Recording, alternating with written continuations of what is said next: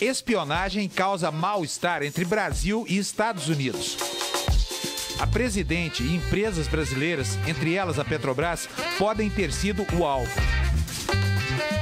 O caso ganhou novas proporções. O encontro, que aconteceria em Washington no final de outubro entre a presidente Dilma e o presidente Obama, foi adiado. Segundo o Planalto, a decisão ocorreu em comum acordo entre os dois líderes. As denúncias partiram de documentos secretos do ex-agente da NSA, a Agência de Segurança Nacional dos Estados Unidos, Edward Snowden. Elas foram divulgadas aqui no Brasil pelo blogueiro americano Glenn Greenwald. Em nota, a presidente Dilma considera grave e um atentado à soberania nacional a interceptação de comunicações e dados. Porta-voz da Casa Branca, Jay Carney, disse que Obama está trabalhando pelos canais diplomáticos para superar essa questão. Dilma conversou com Obama por telefone. O presidente americano prometeu uma revisão nos procedimentos da NSA. Apesar da crise política, o governo brasileiro quer demonstrar que não há paralisia nas relações diplomáticas e econômicas, mas defende uma regulamentação contra a espionagem ilegal entre países. Esse deverá ser um dos principais temas do discurso da presidente na abertura da Assembleia Geral da ONU nesta semana em Nova York. Para falar sobre interceptação de dados, grampos telefônicos e invasão de sistemas, o Canal Livre recebe hoje Vladimir Brito. Ele é agente da Polícia Federal e tem larga experiência em trabalhos de inteligência estratégica e espionagem internacional.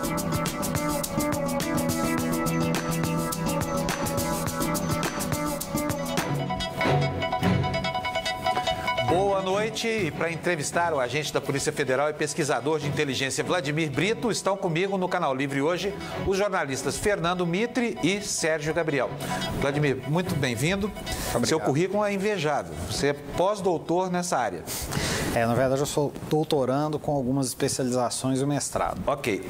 Agora, a internet, quando se popularizou aí a partir do final da década de 80 e no início dos anos 90, foi anunciada como um grande pilar da autonomia e da privacidade, da realização pessoal. O quanto a internet é efetivamente segura no plano das individualidades? A internet é muito frágil, né? Sob o prisma dos indivíduos, né? As tecnologias que são utilizadas no dia a dia, seja redes como wireless e assim por diante, os smartphones, tem uma série de fragilidades que tanto existem que são exploradas pela criminalidade, né? Então, obviamente, você tem que ter tecnologias para garantir essa segurança e assim por diante. Os bancos, por exemplo, já tem alguns anos, a Fenaban divulga, eles têm mais incidentes virtuais do que assaltos físicos, por exemplo, né? Quer dizer, quem tem vida digital não tem privacidade garantida. Essa que é a questão, né, doutor? Tem que se preocupar bastante, inclusive com os dados que você fornece e que você disponibiliza em redes sociais, porque muitas vezes eles estão mapeando o que é a sua vida, a sua rotina, quem é a sua família, né? Agora, quando se fala desse gigante que é essa agência americana, a NSA, que espiona tudo que ela quer, inclusive a vida pessoal, né, do cidadão. Nos Estados Unidos eles tiveram problema, porque lá teve uma reação, né? A cidadania americana, quando se trata da questão interna, reage de uma maneira. Agora, quando se trata dessa guerra internacional de informações, esse monstro eficiente que é a NSA leva uma vantagem desgraçada sobre todo mundo. Eu fico imaginando que condições nós teríamos de resistir a isso. O senhor acha que nós demos já algum passo no sentido de nos proteger? Na verdade, são três questões, né, que você colocou. Em relação à questão da internet, ela foi uma estrutura criada pelo governo norte-americano, né? Por exemplo, o TCP/IP, que é o principal protocolo da internet, foi disponibilizado pelo Ministério da Defesa. Depois de milhões de dólares em pesquisa, imagina uma instituição dizendo, não, tome para vocês podem usar. Então, eles dentro dela... como isso donos, só para explicar, TCP/IP é um protocolo que dá o endereço na rede de cada computador do mundo, não é isso? Exatamente. Então, existe uma hegemonia norte-americana, porque por trás da internet você tem comércio global, você tem a língua inglesa, você tem softwares e toda uma infraestrutura para a gestão da internet é feita toda a partir dos Estados Unidos. Os 13 servidores raiz, que é quem nomeia, né? Quando você tem um site com o nome qualquerband.com.br, ele tem que fazer uma referência no servidor raiz desse. Então, o servidor te permite mapear a rede inteira e, em tese, desconectar regiões do mundo, né? Se você dizer, agora ninguém vai acessar o site sites dessa determinada região, tecnologicamente pode ser possível. E o controlador da rede, só para o exatamente. E esse são os Estados Unidos. O controlador da rede, em grande parte, embora você tenha organismos multilaterais, de fato, em grande parte. Não só por causa dessa questão política. Os softwares que nós utilizamos todos, grande parte deles também são produzidos nos Estados Unidos. E as agências de inteligência e defesa, como é o caso da NSA lá, ao contrário daqui, elas são os grandes financiadores, né, dessas pesquisas na área de defesa. A indústria de defesa norte-americana era monstruosa, né? Vídeo Eisenhower lá, a denúncia dele do ponto de vista do peso e dos interesses da indústria de defesa. A NSA, por exemplo, trabalha com o horizonte de estar 5 anos tecnologicamente à frente do estado da arte em tecnologia da informação. Ela tem dinheiro, né, para investir em empresas, tem empresas, startups, como é o caso da Inquitel, da CIA, que financiam projetos, por exemplo, inteligência, mapas, né, inteligência de imagens, georreferenciamento, assim por diante, depois repasso à iniciativa privada. Isso tudo é feito com interesse tecnológico. Então, essa hegemonia na rede, né, há poucos dias atrás, o New York Times disponibilizou um arquivo, que foi também divulgado pelo Snowden, mostrando supostamente o orçamento da NSA só para poder financiar empresas de criptografia, em que ela compraria a tecnologia das empresas, permitiria que elas continuassem vendendo, né, a sua tecnologia como segura para o restante do mundo, mas ela teria portas para poder acessar o conteúdo daquilo que está criptografado. É como se eu comprasse a senha. Só para o telespectador entender, a criptografia, na verdade, é onde estão os segredos, né? Criptografia são instrumentos que você tem para baralhar, né? Então, vamos imaginar que eu tenho uma carta, eu tenho uma chave que baralha aqueles dados em zeros e uns, em dígitos, né, em bytes, e depois só quem tem a outra chave consegue desembaralhar para poder entender. Então, teoricamente, se alguém interceptar a minha comunicação, não vai entender nada, porque vai ver zeros e uns ali, não vai ter sentido. Quer dizer, hoje eu compro essa criptografia, mas o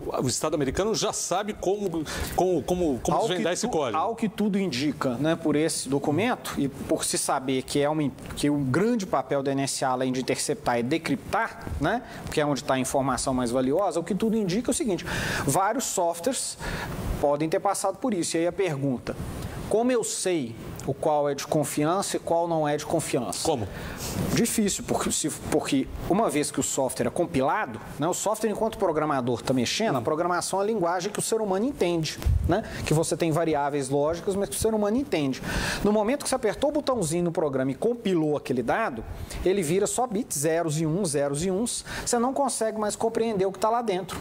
Então, quando você está comprando uma tecnologia que era uma caixa preta, que você não entende nada, você corre o risco de uma parte dessa tecnologia ter sido já desenvolvida previamente com uma porta que permite que uma agência como a NSA entre e colete os dados. Essa é a minha pergunta inicial. Exatamente. Quer dizer, que condições a gente tem de se defender de tudo isso? No caso do software, é garantido que haverá sempre uma porta para a gente entrar quando compra alguma tecnologia ou não? Ou eles vendem a tecnologia, mas segura o software? Pelo peso, não. Você, em geral, a grande parte dos softwares comerciais são softwares que você já compra compilados, eles são fechados, você não sabe o que tem dentro dele.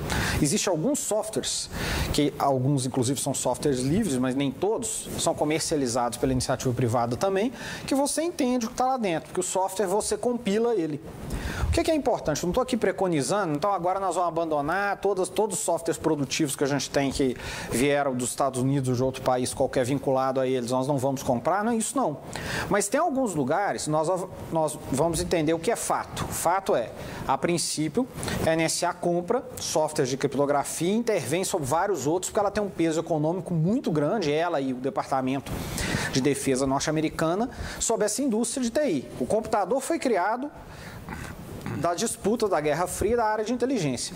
Então, vamos imaginar que eu sou do setor de desenvolvimento de tecnologia da Petrobras, eu estou desenvolvendo toda a nossa bagagem, o background lá de prospecção em águas profundas, né? 20 ou 30 anos de pesquisa, bilhões e bilhões de dólares, né, envolvidos nisso.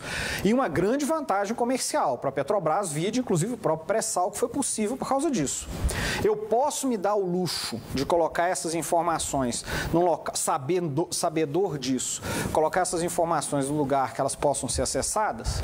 Muito provavelmente não. E o que eu faço? Aí entra a jornada que, na minha opinião, não vão ser respostas rápidas, né?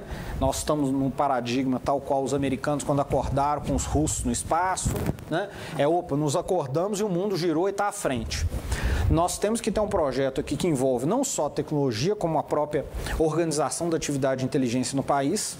Então, o governo tem que sentar e tem que começar a pensar quais são as áreas que eu preciso proteger a informação.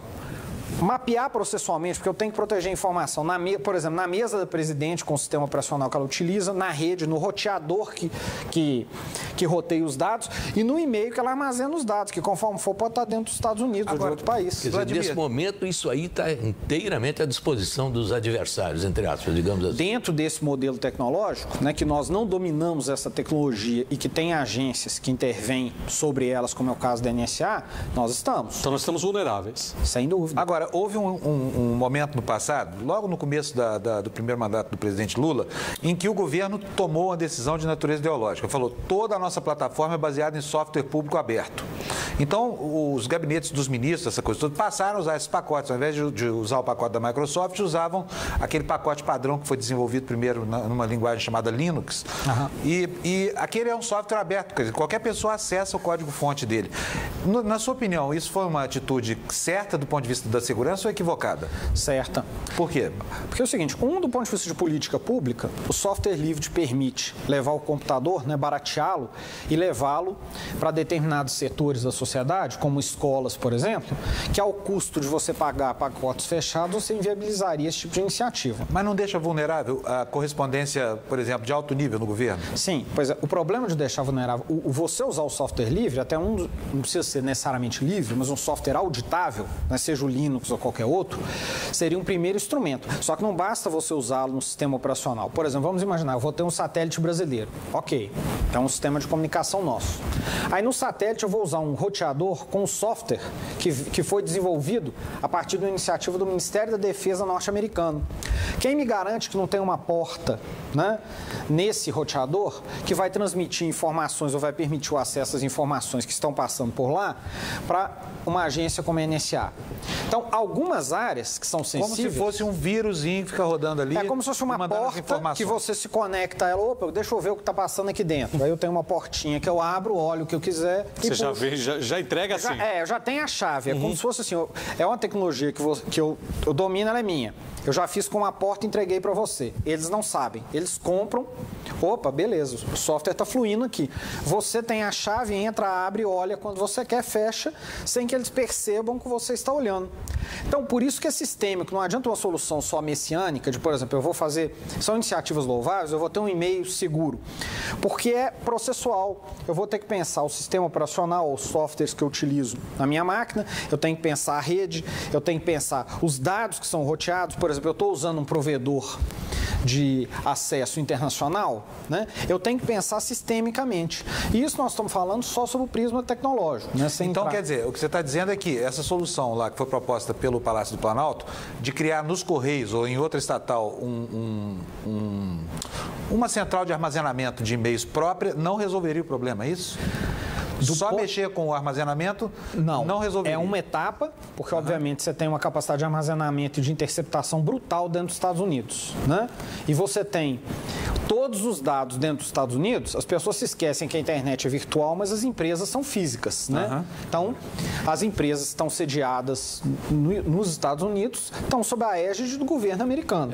Sob o interesse do governo americano. Sem e com dúvida. Todo esse poder tecnológico. O caso da Guerra das Malvinas é um exemplo que eu considero extraordinário. Né? Os Estados Unidos declararam guerra à Argentina em apoio à Inglaterra. Não é? E quando começaram os combates, os Estados Unidos, eles detinham a tecnologia dos mísseis que haviam vendido para a Argentina. E eles interferiram na pontaria dos mísseis de lá. Quer dizer, isso aí, para mim, é a prova definitiva do que significa o poder de intromissão dos Estados Unidos via tecnologia. Numa guerra, eles conseguiram sabotar a arma que eles haviam vendido para um país. Chega um ponto que a solução tecnológica ela se torna tão hegemônica que nós todos acordamos de manhã e você pensa, não, isso é um modelo idílico que nasceu da disposição do homem, né, de trocar informações por aí, a internet. E, na verdade, não, é um projeto de Estado. né? Então foi desenvolvido, os Estados Unidos tinha uma guerra tecnológica com a Rússia durante a Guerra Fria. A diferença é que o modelo tecnológico norte-americano de desenvolvimento foi mais esperto. Enquanto o russo era todo centralizado, os americanos fixavam objetivos, financiavam a iniciativa privada e dizia: usa sua criatividade, quem chegar primeiro ganha. Então eles não podaram a criatividade, né, a livre iniciativa, mas para atingir o objetivo, enquanto os russos eram um passo depois do outro. Por isso ganharam a disputa. Essa fluidez dá uma aparência de acaso, né? De nossa, então as pessoas tiveram iniciativa. Sim, eles usaram a iniciativa, mas financiando, promovendo, garantindo. O Estado americano foi o grande financiador. Que capital de risco conseguiria financiar um evento da proporção da internet? Foi o Estado o grande financiador. Agora, é possível toda essa espionagem sem o consentimento de empresas como o Google, Facebook ou as grandes operadoras de telefonia nos Estados Unidos? Elas têm que fazer parte desse esquema também? É possível, mas eu acho que talvez não seja provável. Não quero ser leviano, né?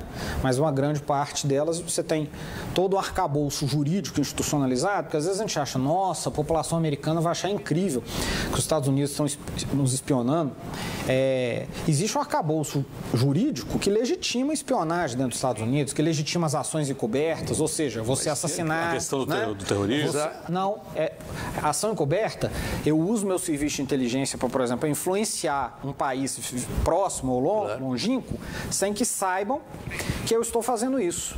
Então, para isso eu posso assassinar, eu posso subornar, eu posso promover partidos, eu posso financiar órgãos de imprensa. Isso tudo acontece, veja, com legislação e com sanção presidencial. A revolta da população americana não é essa agenda externa, porque isso eles sabem há muito tempo. Eles apoiam. O que acontece fora dos Estados Unidos, eles apoiam. O problema é lá dentro. Mas a questão das empresas... Já é mais do que claro, doutor, que o governo americano tem acordo com as empresas para fazer espionagem. O que eu veria nesse sentido é o governo americano é um grande financiador, né? Então, dentro disso tem dinheiro para garantir que se desenvolva. Muitas vezes ele, inclusive, desenvolve a tecnologia e repassa, como é esse exemplo da CIA. Não, pode completar. Então, assim, ele tem essa estrutura. Acho pouco provável que as empresas não saibam, mas acho que ele também domina o aparato de tal forma que, mesmo que elas não saibam, ele ainda seria capaz de interceptar e de coletar os dados. Olha só, o especialista em espionagem Marco Antônio dos Santos faz um alerta para uma outra questão. A telecomunicação brasileira está em poder de empresas estrangeiras. As nossas empresas todas de telefonia são transnacionais. Nós não temos empresas nacionais na área de telefonia, de comunicação, de transmissão de dados. O Brasil não tem nenhum satélite nacional, satélite exclusivo para comunicações militares, comunicações de governo, não temos. Todos os nossos satélites são alugados. Tá? Nós possuímos bandas de satélites alugadas. Ora, se eu te alugo alguma coisa, aquilo continua sendo meu. Nós não somos donos nós somos donos do aparelho celular, mas nós somos usuários de uma linha. A propriedade daquela linha continua sendo de uma empresa transnacional. Então, se essa empresa cedeu algum conhecimento aos norte-americanos, pode não ter sido por crime. É minha propriedade, a lista de números chamados das transações eletrônicas realizadas naquele momento, num determinado momento de interesse de um agente de inteligência, pode não ser crime. Eu simplesmente te vendo isso. É assim mesmo, porque havia uma das propostas do governo, inclusive, era a criação de uma legislação que torne inviolável o sigilo digital também. Isso resolveria o problema no Brasil, mas não resolveria no mundo, onde não vigora a legislação brasileira, não é? Sem dúvida. A gente mistura um pouco o que é o ambiente nacional do ambiente anárquico das relações internacionais. Então, você tem uma esfera nas relações internacionais que é de acordos, né? Você vai ao OMC, você discute na ONU. Mas uma pergunta, os Estados Unidos invadiu o Iraque sem autorização do Conselho de Segurança da ONU. Quem foi lá atirar? Quem sancionou os Estados Unidos? Quando a Rússia invadiu a Geórgia, né? Quem foi lá sancionar a Rússia? Ou a China com a Mongólia? né? Então, é o seguinte, na verdade, você tem também nesse ambiente uma disputa anárquica entre as nações, que você tem uma faceta, que é essa do mundo da diplomacia, que a gente percebe, e um subterrâneo, que é esse mundo da inteligência, do golpe de mão, da disputa, né, suja, vamos dizer assim. Então, dentro dos Estados Unidos, eles vão interceptar a comunicação, isso não é crime lá. Mas aqui, por exemplo, se a minha comunicação é interceptada, quer dizer, se a minha privacidade é invadida, o governo americano não está cometendo um crime contra mim? Tá, e aí? Como é que vai por isso? Qual é o tribunal? Nós vamos fazer o quê com os americanos? É o que Sim, tá mas ele não pode fazer isso. Aqui, né? Ele não pode fazer aqui, mas e daí? Mas é que é feito lá, né? Porque assim o crime como é Bush não deveria ter invadido o Iraque. Ó, ele não poderia usar drones para poder assassinar pessoas, claro, sendo que vão várias outras junto dentro do Afeganistão. Mas ele tem poder para fazer isso. Nas relações internacionais, uma esfera delas é eu posso. O critério é eu posso. Não é eu não deveria, o mundo vai achar ruim. A gente esquece que o garantidor supremo, né, das leis é o Estado. E o Estado tem um monopólio do exercício da força. Então, aqui o garantidor da Constituição, das leis, é esse monopólio. Internacionalmente, você não tem um Estado supranacional garantidor de direitos. Você tem as potências que, ora, decidem intervir numa zona de influência, ora, não decidem. Então, uma esfera você consegue no diálogo, né, na propaganda. Uma parte delas é exercício de disputa de força. E os Estados Unidos dialogam até um certo ponto. Né? É só ver, os Estados Unidos... Depois não dialogam mais. A CIA, por exemplo, tem um documento que é na internet, eu usei na minha pesquisa de mestrado, que é uma estação, que é uma espécie de equipe móvel da CIA, isso é o que eles chamam de cabo, né? Um documento, um relatório que ia por cabo, relatando que o golpe militar ia sair no dia seguinte, a partir de Minas Gerais, que São Paulo apoiaria, o Rio de Janeiro poderia ter confronto. Falando 64, né? 64, pré-64, um dia antes. Ou né? seja, a sociedade da informação nem em sonho existia. É, exatamente, mas você vê que a agência operando aqui dentro e mais, completamente imbuído do que acontecia. Então, mas aí o que eu lhe pergunto é o seguinte, quer dizer, com tantas informações coletadas no mundo, como que os americanos não previram o que ia acontecer no 11 de setembro? Na verdade é o seguinte, porque aí entra a dimensão humana. Vamos pegar...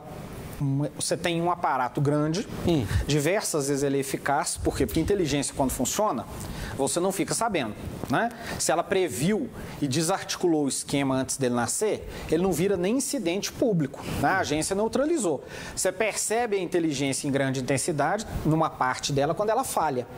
Então, os Estados Unidos é a maior potência do planeta, tem que lidar com ameaças de toda parte, e nesse caso em particular, vamos pegar o Afeganistão, com uma das dificuldades americanas.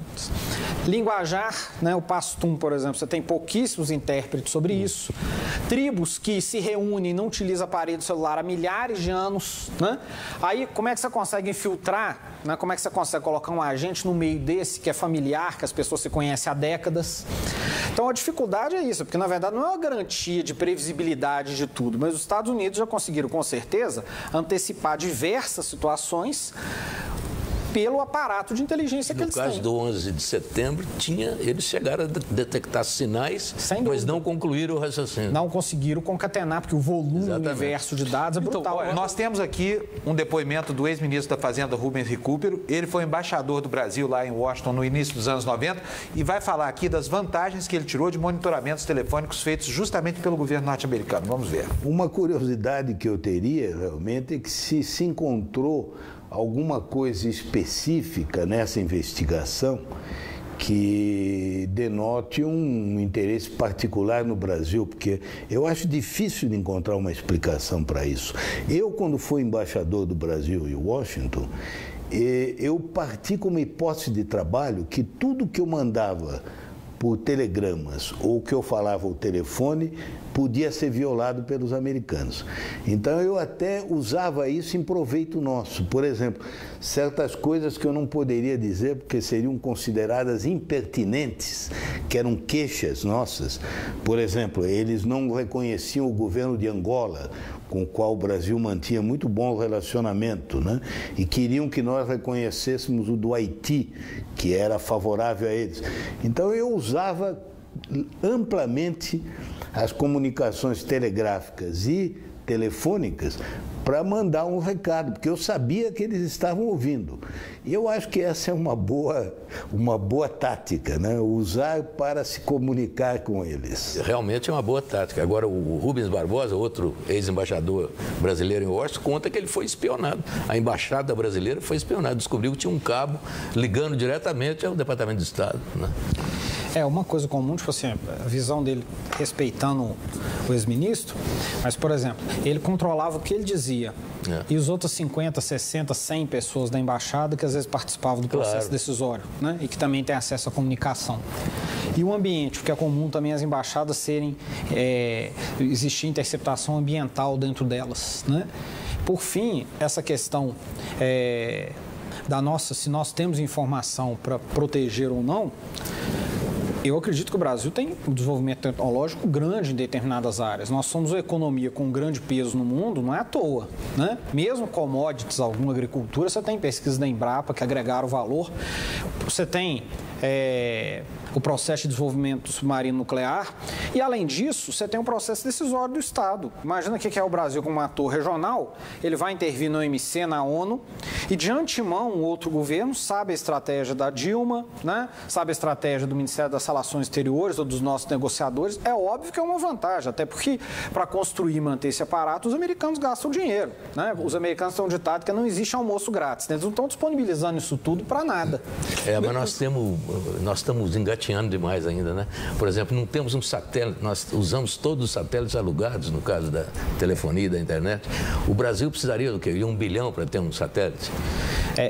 O preço seria esse? Seria. E, na verdade, nós, desde os militares, nós não temos uma política nacional de informação. Qual é a nossa agenda informacional? Onde nós queremos chegar como nação? Mesmo utilizando tecnologias de outros países, mas entendemos e nos situando nesse mundo. Nós não nos situamos.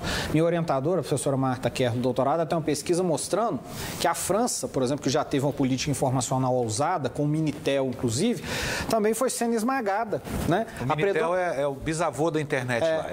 Exatamente. É o videotexto, né, aqui no Brasil. Só que no momento que o Estado perdeu a condução disso, ele passou a ser um seguidor da tecnologia de outro. Não, você não tem que utilizar as melhores tecnologias, mas eu tenho que me situar diante delas. Nós compramos um pacote fechado como se fosse uma miríade, né, de soluções positivas sem nenhuma contradição. E nós estamos vendo que não é. Ô, Vladimir, né, nesses tempos aí de espionagem eletrônica, espionagem pela internet, o espião, o ser humano, o espião, ainda tem um papel importante nisso? Sem dúvida. Normalmente, as agências de inteligência operam no mundo todo sob cobertura diplomática. Então, por exemplo, o agente da CIA mesmo, ele vai vir no Brasil como segundo secretário de Relações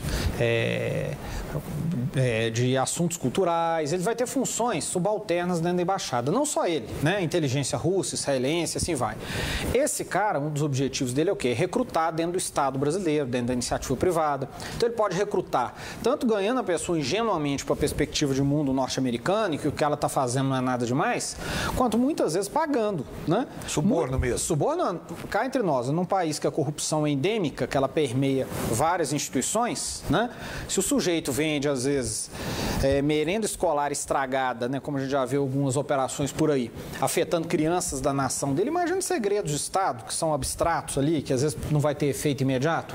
Então, com certeza, né? Embora não tenha aparecido nesse vazamento de informação, com certeza existe esse tipo de atuação. Ou seja, tem gente ali trabalhando nas altas esferas da administração, provendo informações para esses funcionários. Se não existe, né, que é difícil prever, existe com certeza uma tentativa sistêmica dessas agências, porque me diz, o que é mais relevante? Um e-mail da Dilma, que de vez em quando ela manda, né, da nossa presidente, ou alguém na antessala dela, ou próximo, dentro do processo decisório, que tem acesso a esse fluxo de decisões. Que fala com o poderoso, né? A pessoa que fala com o poderoso fica uma e assim diversas instituições. A tal da contra-espionagem, a própria inteligência britânica foi completamente infiltrada pelos russos na década de 50, em que eles recrutaram estudantes de Cambridge, que ficou conhecido como quarteto ou quinteto de Cambridge, porque tinha suspeita que tinha mais um. Eles recrutaram, formaram, ajudaram a potencializar a trajetória desses indivíduos para eles serem recrutados pela inteligência britânica, irem para posições-chave E esses caras são responsáveis indiretamente pela morte de centenas de pessoas que estavam atuando dentro de território soviético ou do leste europeu por conta de vazar essas informações. Agora, não sei se o Fábio vai me permitir fazer uma pergunta, eu faço, ele responde depois, a respeito dos nossos vizinhos, porque estamos vendo que nós ainda estamos na estaca zero ou pouco além disso. Eu queria saber os vizinhos aqui do continente, como é que estão? Não responda por enquanto. A gente vai para o intervalo e volta em alguns minutinhos para continuar essa conversa aqui com o Vladimir. Até já.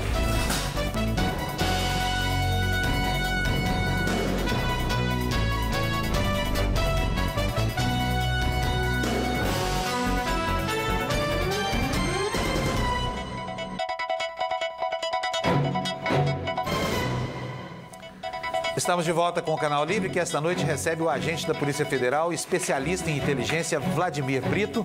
No segmento anterior, o Mitre deixou uma pergunta. Mitre, você pode repetir, por favor? Eu queria saber sobre o Brasil em relação aos vizinhos. Como é que nós estamos e como é que estão os vizinhos? Há algum desses países que esteja numa posição mais evoluída do que o Brasil, em termos de condições de espionagem tecnológica?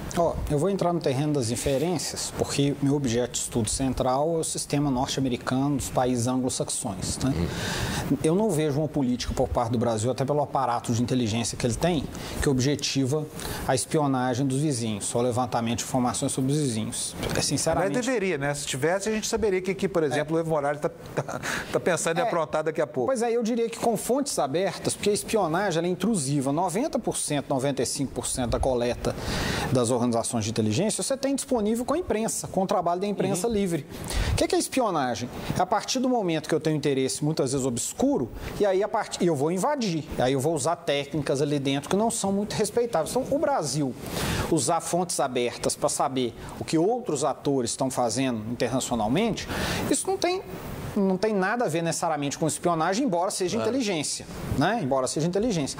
Então, eu acredito que não é, tanto pelo desenho institucional, né, quanto pela política de Estado brasileiro, política espionar esse país. Acho que o impacto que o governo brasileiro está demonstrando, que você não vê em nenhum outro país, é um impacto sincero, ou seja, que a nossa sociedade, nós todos estamos vivendo agora, né? Quer dizer, mas nós somos os principais alvos, né? Um dos principais alvos, né, do governo americano, pelo menos na América Latina. E nós acordamos para esse mundo agora, né? Às vezes você diz, a União Europeia não está tendo essa reclamação toda, lógico, as instituições de espionagem externa lá existem desde o início do século XX, quando foram institucionalizadas. Espionagem sempre existiu.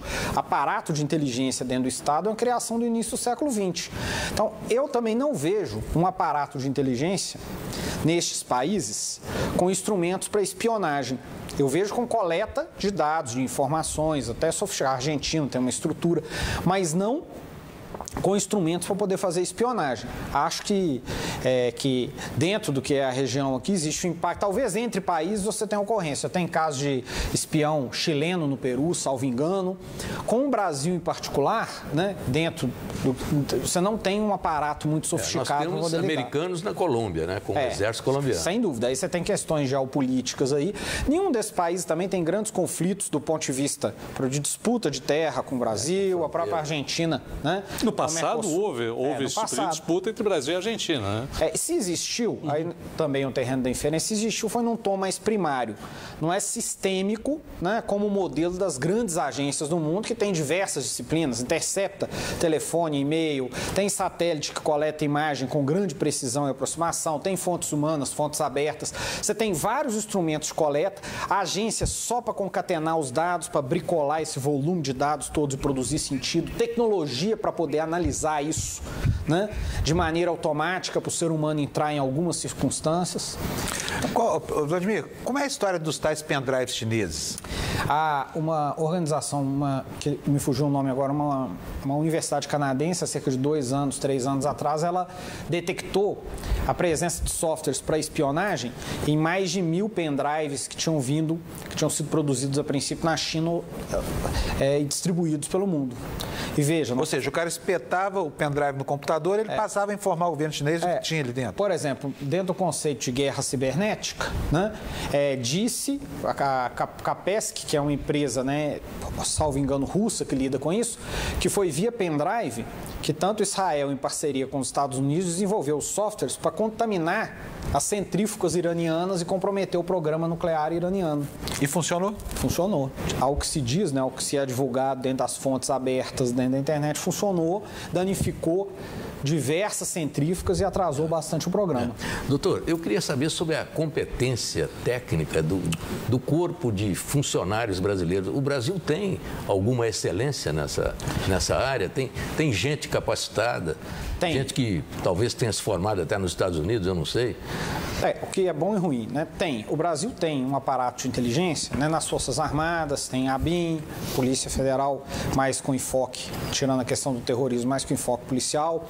Mas vamos pegar a ABIN. Existe. Só que o nosso modelo de inteligência, dentro da minha percepção, ele veio da Guerra Fria. Isso. Essas instituições não foram refundadas. Nós, enquanto sociedade ou governo, em nenhum momento nos detivemos para compreender, perceber como funciona a inteligência e dizer, isso aqui nós precisamos, isso aqui tem que mudar. Só lembrando, na Guerra Fria, o nosso trabalho de inteligência no Brasil cuidava mais do que eles chamavam de perigo interno do que da situação internacional. O nosso modelo herdado existia, na verdade, um escalonamento de tarefas, né, dentro dos campos, dos blocos à época.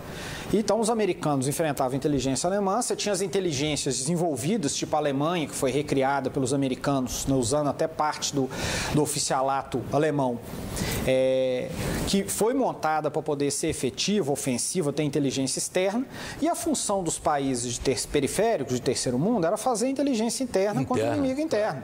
Quer dizer, quando acabou a Guerra Fria, a gente estava na estaca zero mesmo. E o nosso modelo era esse. Então, a nossa contra-inteligência, desde a Segunda Guerra Mundial, dependia de britânicos e americanos, né?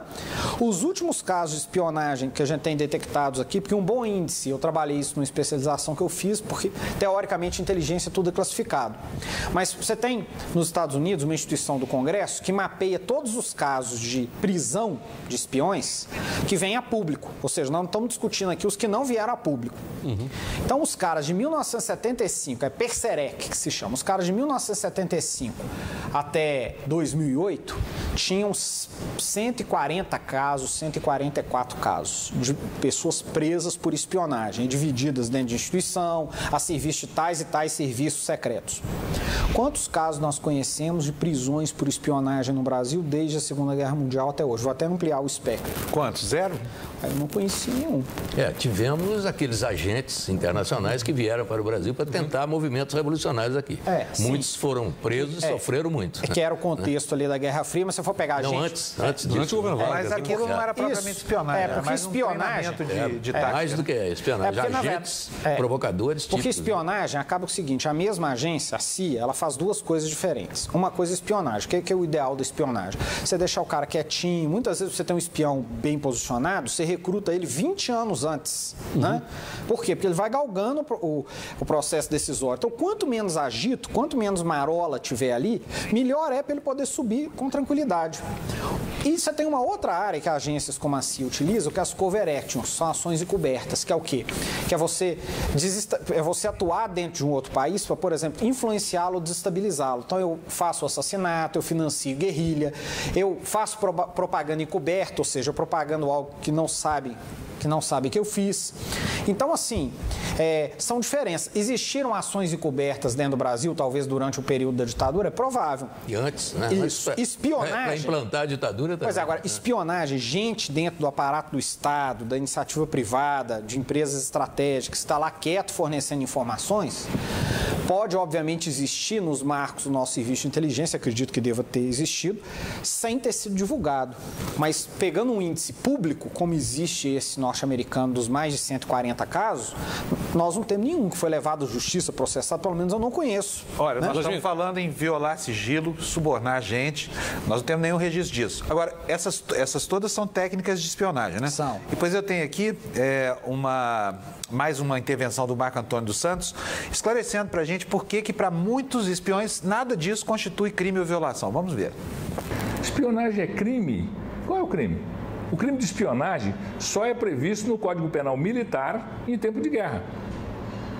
Você tem que pegar o espião, quem vai fazer a contra-espionagem, que é uma operação de contra-inteligência, tem que pegar o espião em um crime comum.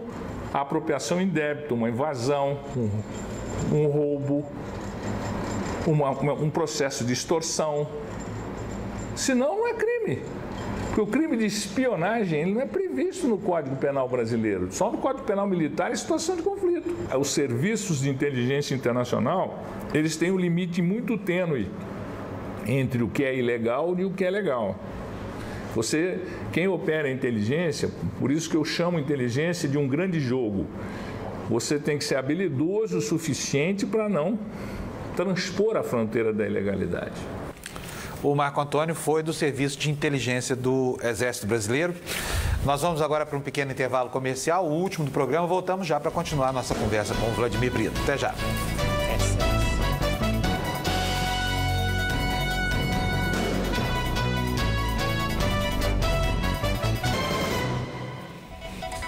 Estamos de volta com o Canal Livre, que esta noite recebe o agente da Polícia Federal, Vladimir Brito, que é especialista em inteligência. Vou passar a palavra para o Sérgio Gabriel, mas antes nós mostramos no segmento anterior um outro especialista em segurança dizendo que muita coisa na área de espionagem, que seria crime na vida civil, acaba não sendo crime. Afinal de contas, a espionagem é crime ou não é? A referência legal que você tem no nosso país é a Lei de Segurança Nacional, né? Que teoricamente é uma lei antiga, salvo engano, de 83, né? E que é genérica. Então, aqui falta ser regulamentado. Além disso, os instrumentos para as agências lidarem com espionagem, é aquilo que eu falei antes.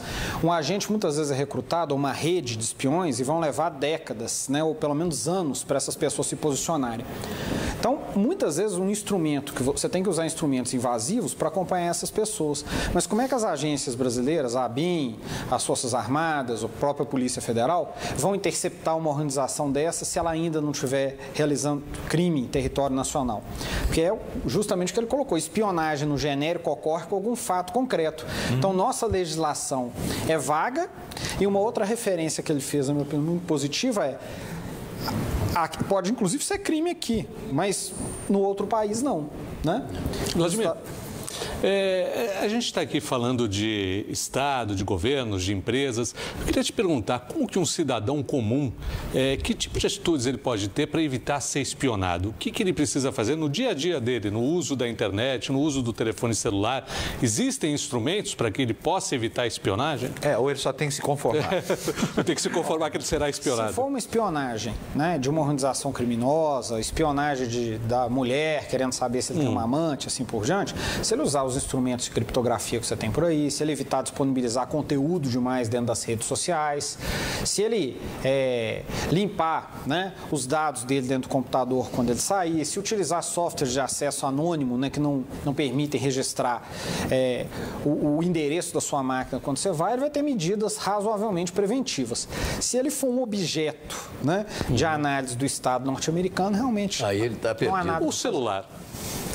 Os smartphones, por exemplo, a NSA já foi publicizado, inclusive pelo New York Times, ela possui tecnologia para acessar todos completamente. Ou seja, nós temos no celular um grande espião, porque a qualquer momento você está localizável. E a sua posição precisa no globo está ali. Qualquer pessoa localizada. GeoInt, que é a inteligência geográfica, né? Os celulares, os smartphones em particular, são um achado. É um araponga. Né? Porque ele sabe onde você está. Né? Alguns, por exemplo, a Chechênia, na época que existia insurgência contra os russos, se diz, né, disponibilizaram-se informações em fontes abertas, que os americanos disponibilizaram as coordenadas do principal líder checheno, que me desculpe, me fugiu o nome agora, porque fazem muitos anos, para que ele fosse morto por um míssil russo. Né? Isso nós estamos falando Enfiaram um míssil no ouvido dele. Exatamente, não sobrou muita coisa. Não. É isso.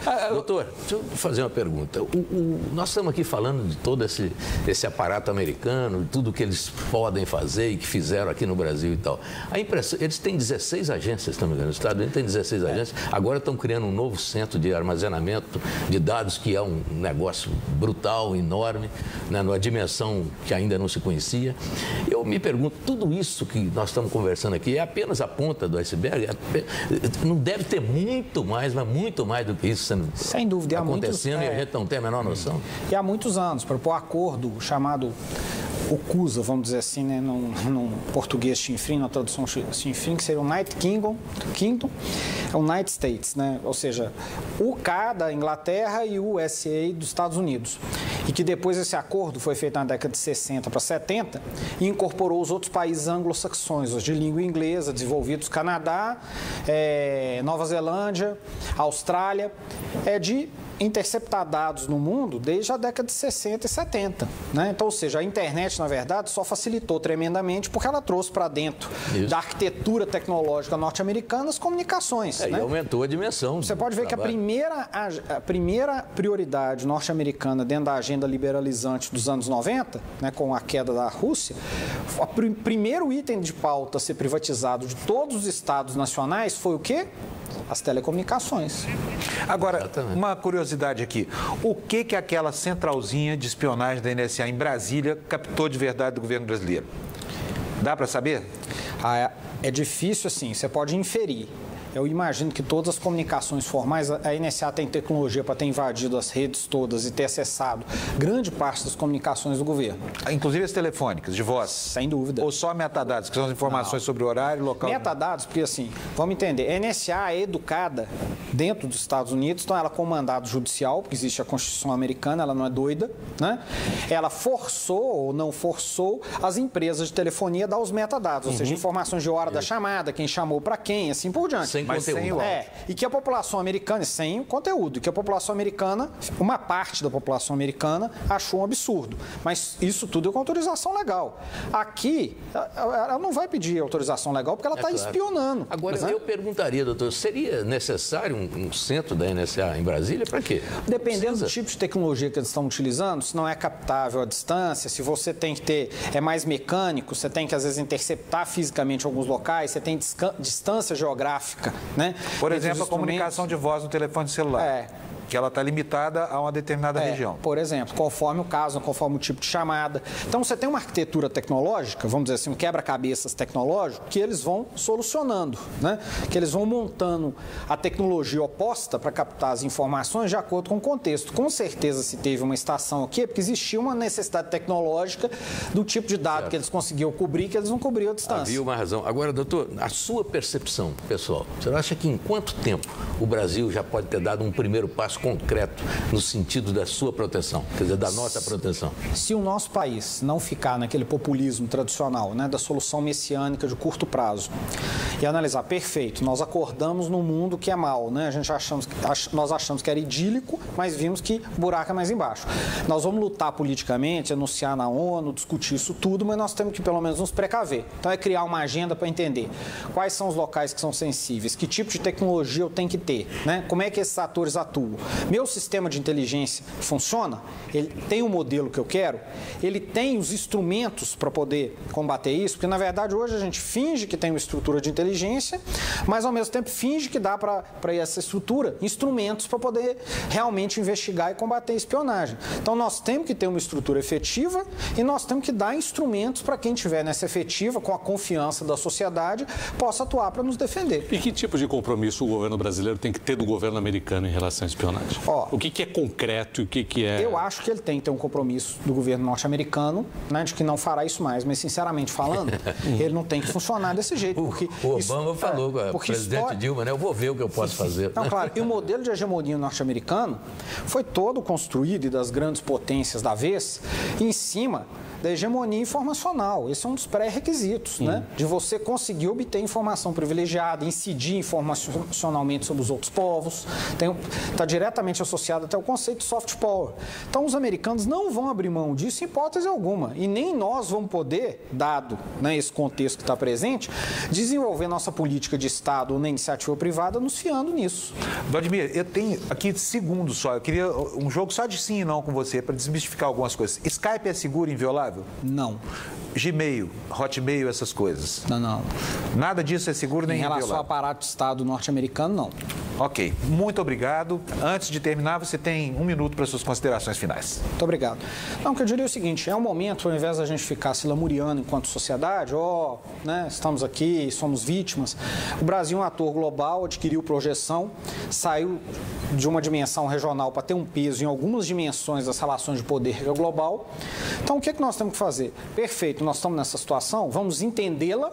E como toda nação, né, que adquiriu um peso em um determinado momento, vamos construir uma agenda para não permitir que a nossa sociedade e o nosso governo, a nossa iniciativa privada, fique à mercê desse tipo de situação novamente. Eu acho que esse é o grande desafio que o governo tem agora e que nós, enquanto sociedade, temos no sentido de estar cobrando. O Canal Livre de hoje está terminando por aqui. A gente agradece a presença do agente da Polícia Federal, Vladimir Brito, e também dos meus colegas Fernando Mitre e Sérgio Gabriel. Uma ótima semana, a gente se encontra aqui no domingo que vem. Até lá e boa noite para você.